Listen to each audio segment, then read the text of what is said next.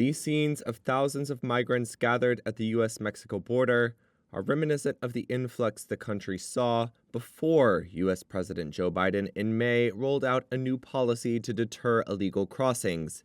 Within a month, those tough measures, such as deporting migrants and banning re-entry for 5 years, drove the border crossing rate down some 70%. But 4 months on, and the early deterrent effects appear to be wearing off.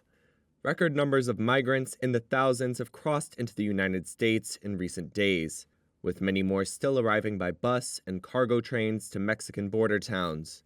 The surge could represent a looming political challenge for Biden heading into the election season.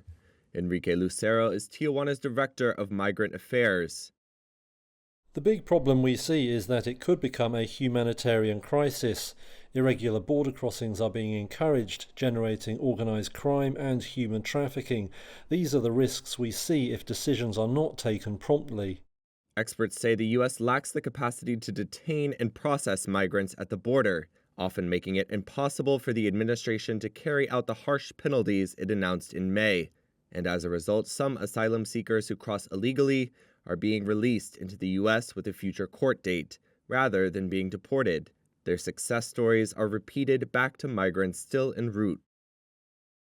This Venezuelan migrant, still on the Mexican side of the border, says he heard rumors about people being let into the U.S. after turning themselves into border agents.